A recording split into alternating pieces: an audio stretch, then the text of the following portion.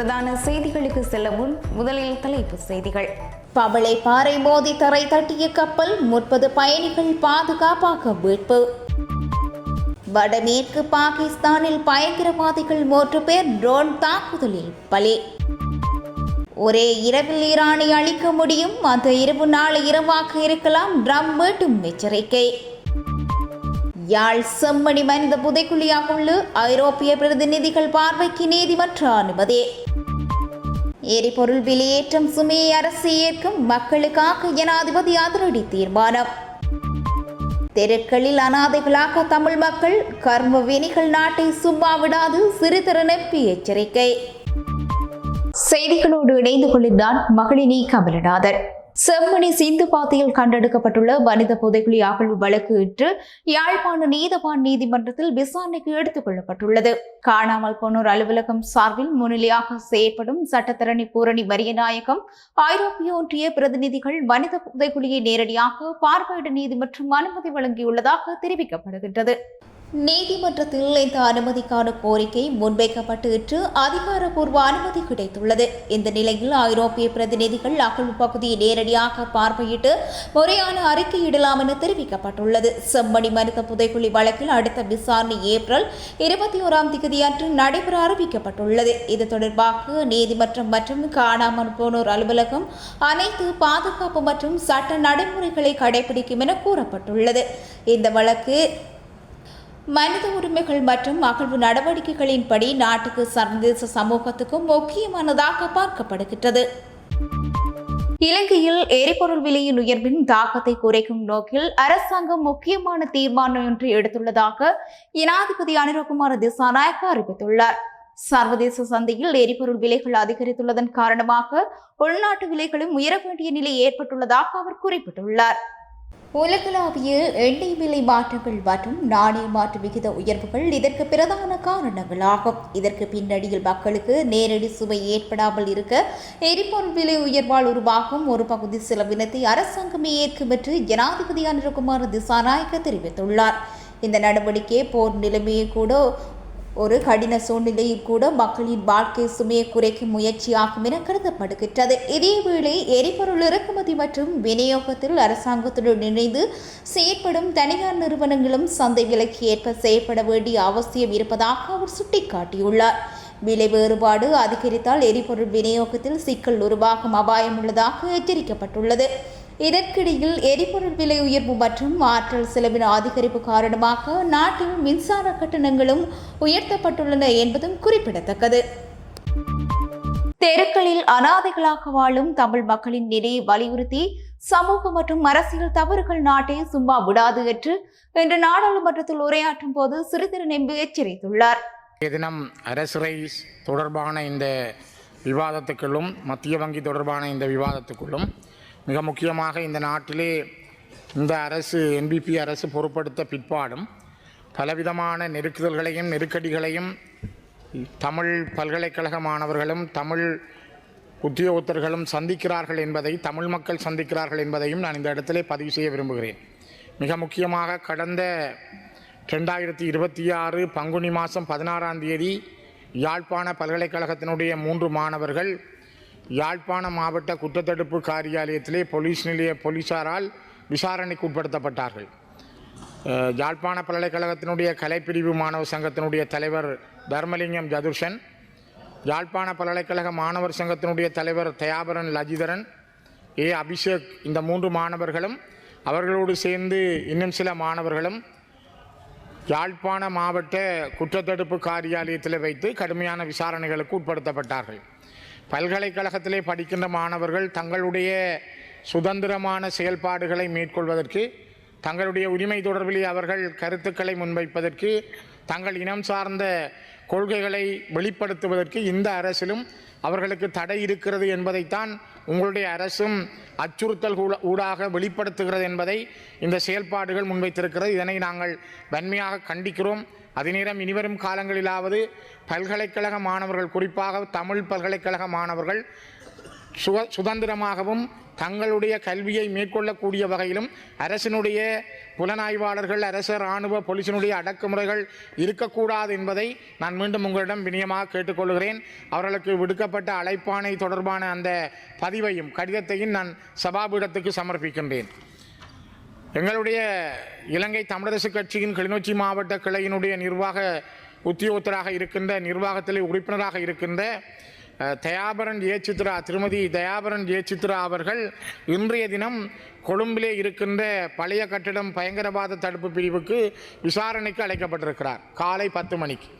இதேபோல கடந்த 3 தடவைகளுக்கு மேல் திருமதி தயானந்தன் ஜெயசித்ரா அவர்கள் அழைக்கப்பட்டு விசாரணைக்கு உட்படுத்தப்பட்டிருக்கிறார். கிளிநொச்சியிலும் அவர் பல தடவைகள் போலீசாரால் அடிக்கடி விசாரணைக்கு உட்படுத்தப்படுகிறார்.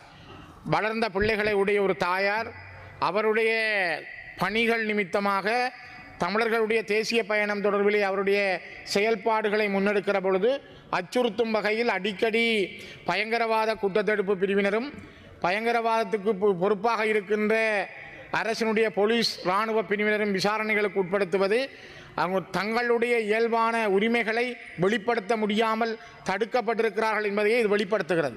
ஏற்கனவே 3 தடவைகள் கொழும்புக்கு அவர் விசாரணைக்கு அழைக்கப்பட்டார். இதனை விட கிளிநொச்சியிலே பல தடவைகள் விசாரிக்கப்பட்டார். இப்பொழுது இன்று காலை 10 மணிக்கு மீண்டும் கொழும்பிலே அவர் விசாரணைக்கு அழைக்கப்பட்டிருக்கிறார். அவரை அழைத்த கடிதங்களையும் நான் சபாபீடத்துக்கு சமர்ப்பிக்கின்றேன். அதேபோல கௌரவ பிரதி சபாநாயகர் அவர்களே, கடந்த 2ஆம் தேதி, இந்த ஏப்ரல் மாதம் 2ஆம் தேதி கிளிநொச்சி மாவட்டத்தினுடைய பச்சிலைப்பள்ளி பிரதேச செயலாளர் பிரிவுக்குட்பட்ட யக்கச்சியில் ஊர்வணிகன் பற்றி என்கிற கிராமத்தில் இருக்கின்ற காணி அந்த மக்களுக்குரிய சொந்த காணி. அவர்கள் பரம்பரையாக வரலாற்று ரீதியாக ஆண்டாண்டு காலம் 6-7 பரம்பரைகளாக ஆண்டு வந்த காணி. அந்த காணியிலே ஊர்வணிகன் பற்றி காணியிலே அவருடைய சொந்த காணிக்குள் முத்துமாரியம்மன் ஆலயம் உண்டு, பொதுநோக்கு மண்டபம் உண்டு, சிறுவர் முன்பள்ளி உண்டு, சிவபூமி அறக்கட்டளைக்குரிய காணியும் அங்கே உண்டு. இவ்வளவும் இருந்தும் கூட அந்த மக்கள் 90ஆம் ஆண்டு யுத்தத்தை காரணம் காட்டி அந்த இடத்திலிருந்து திருப்பி அனுப்பப்பட்டு மீண்டும் அந்த மக்கள் தங்களுடைய சொந்த இடத்திலே போய் குடியேறியிருந்தார்கள். பின்னர் 2006ஆம் ஆண்டு மீண்டும் யுத்தம் வெடித்த பொழுது அவர்கள் அந்த இடத்திலிருந்து இடம்பெயர வேண்டிய நிலைமை வந்தது. 2006க்கு பிறகு அந்த இடத்தை பிடித்து கொண்ட இராணுவத்தினுடைய இயந்திர பொறியியல் பிரிவை சேர்ந்தவர்கள் இப்பொழுது அங்கே இருக்கின்ற கிட்டத்தட்ட 30 ஏக்கர் வரையான காணியை தங்களுக்கு தர வேண்டும் என்று சட்டவிரோதமாக அளந்து எடுப்பதற்கான முயற்சிகளை மேற்கொள்கிறார்கள். அன்றைய தினம் கடந்த 2ஆம் தேதி பச்சிலைப்பள்ளி பிரதேச செயலாளருடைய வேண்டுகோளுக்கு இணங்கவும் நில அளவை திணைக்களம் இந்த காணியை அளந்து இராணுவத்திற்கு வழங்குவதற்கு முயற்சி செய்திருந்தார்கள். அவ்வாறான முயற்சியை அங்கு திரண்ட மக்களும் அங்கே வந்திருந்த அரசியல் தலைவர்களும் அதனை பூரணமாக தடுத்து நிறுத்தியிருந்தார்கள். குறிப்பாக அந்த மக்கள் தங்களுடைய கோரிக்கையாக கூட இதனை முன்வைத்திருந்தார்கள். இந்த 4வது பட்டாலியன் என்கின்ற மின்சாரம் மற்றும் இயந்திர பொறியியல் படையணி வசம் உள்ள இராணுவ முகாம் எங்களுடைய பரம்பரை காணி, இதனை தயவு செய்து அளக்காது எங்களிடம் தாருங்கள், எங்களுடைய சொந்த காணியை எங்களிடம் தாருங்கள் என்று மக்கள் கேட்டிருந்தார்கள். ஆனால் நிலவ அளவை வந்த உத்தியோகத்தர்களும் திருப்பி அனுப்பப்பட்டார்கள். அரசாங்க அதிபர் மற்றும் பிரதேச செயலாளருடைய எங்களால் முன்வைக்கப்பட்ட பாராளுமன்ற உறுப்பினராக நான் அரசாங்க அதிபரோடும் பிரதேச செயலாளரோடும் நான் தொடர்பு கொண்டு பேசியிருந்தேன். அதற்கு பிற்பாடு இது அளவுகள் நிறுத்தப்பட்டிருந்தது. இங்கே கிட்டத்தட்ட 21 பேர் கையெழுத்து வைத்து தந்த கடிதத்தை நான் சபாபீடத்துக்கு சமர்ப்பிக்கிறேன். கௌரவ பிரதி சபாநாயகர் அவர்களே, அந்த ஊர்வணிகன் பற்றி கிராமத்தைச் சேர்ந்த மக்கள் 21 பேர் தங்களுடைய காணி இது தங்களுடையதுதான் என்பதை அவர்கள் தெளிவாக தந்திருக்கிறார்கள். குறிப்பாக முருகேசு செல்வராசா, மயில்வாகனம் பாலச்சந்திரன், சிவபூமி அறக்கட்டளை நிலையம், தம்பையா வல்லிபுரம், சந்திரரூபன் உதயகலா, மார்க்கண்டு பொன்னம்மா, காண்டீவன் பத்மாவதி, பிரகாஷ் சுபத்ரா, செல்லப்பா தியாகராசா, பாஸ்கரன் கேதீஸ்வரி, துஷேந்தன் சுஜீபா, சிவசிதம்பரம் லோஜினி, கமலாவதி செல்வராசா, கனகரத்னம் மகேஸ்வரி, முருகேசு யோகராணி, செந்தில் வேலவன் மேனகை, தர்மலிங்கம் தாசன், இவர்களுடைய இந்த காணிகள் பரம்பரையாக சொந்த காணிகளை நான் அந்த பட்டியலையும் சபாபீடத்துக்கு சமர்ப்பிக்கிறேன். கௌரவ பிரதி சபாநாயகர் அவர்களே, மக்களுடைய சொந்த காணிகளை இவ்வாறு வலுக்கட்டாயமாக ஒரு யுத்தமில்லாத நாட்டிலே அளந்து பறித்து கொடுப்பதற்கு ஏன் இந்த அரசாங்கம் முயற்சிக்கிறது? இது எவ்வளவு கொடூரமானது! இன்றைக்கும் பலிகாமம் வடக்கிலும் யாழ்ப்பாண பகுதிகளிலும் கிளிநொச்சியிலும் மக்கள் தங்களுடைய சொந்த நிலத்தை இழந்து தெருக்களிலே அனாதைகளாக இன்னொருவருடைய காணியில் அல்லது உறவினர் நண்பர் வீடுகளிலே குடியிருக்கிறார்கள். ஆனால் அவருடைய சொந்த காணிகளை அவர்களுடைய கண்ணுக்கு முன்னாலே அரசாங்கம் நில அளவை திணைக்களத்தை அனுப்பி இராணுவ போலீஸ் பிரசன்னத்தோடு அளக்க முற்படுவது மிக கொடூரமானது. கடந்த அரசுதான் இதனை செய்ததென்றால் ஏன் உங்களுடைய அரசால் அந்த 30 ஏக்கர் காணிகளை அவை கௌரவ பிரதி சபாநாயகர் அவர்களே, இந்த மக்களுடைய துயரங்கள் மிகவும் முக்கியமானது. இந்த நாடு ஏன் இன்னும் உருப்படுவதில்லை? நான் அடிக்கடி சொல்வதுண்டு, கர்ம வினைகள் உங்களை ஒரு காலம் உருப்பட விடாதன். நான் அடிக்கடி இந்த உயர்ந்த சபையிலே சொல்லியிருக்கிறேன். கடந்த காலங்களில் இருந்த அரசியல் தலைவர்கள் விட்ட தவறுகள், தமிழ் மக்கள் மீது புரிந்த யுத்தங்கள், இன்றைக்கும் தொடர்ந்து அந்த மக்களை தெருக்களிலே வைத்துக்கொண்டு அவர்களுடைய காணிகளையும் விடாமல் பறிக்க முயற்சிப்பது மிக கொடூரமானது.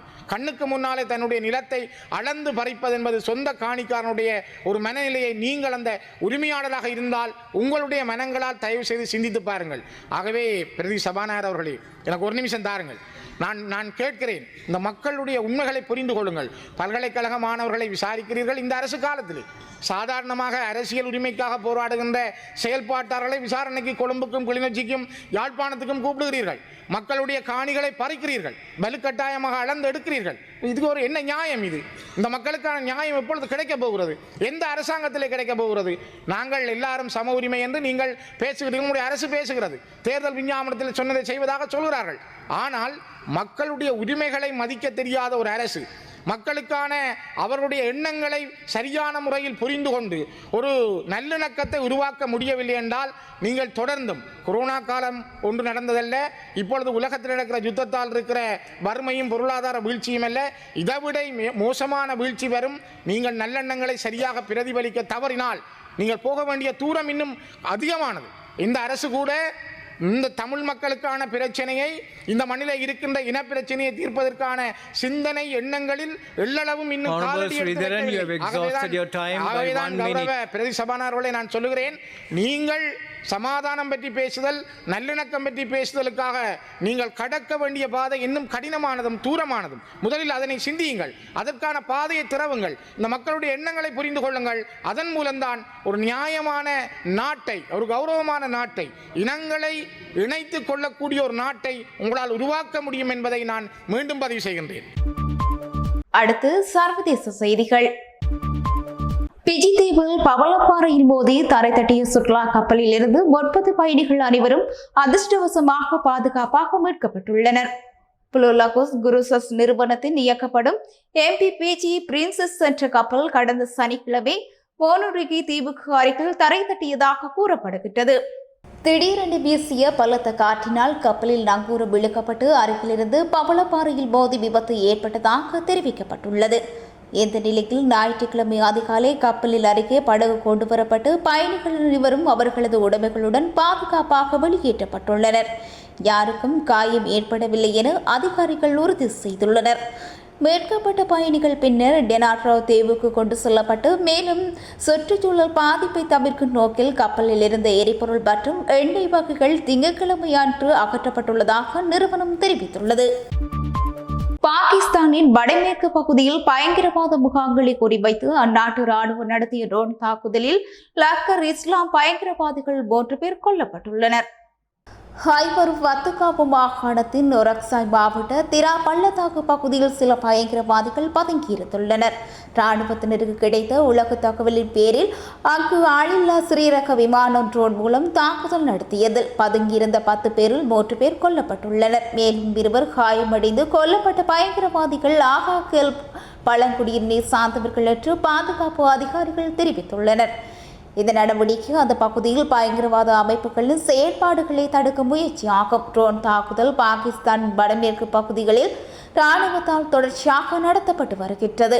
அந்த பகுதியில் உள்ள பொதுமக்கள் மற்றும் இராணுவத்தினருக்கான பாதுகாப்பு நிலை உறுதி செய்யப்படுவதாக அதிகாரிகள் தெரிவித்துள்ளனர்.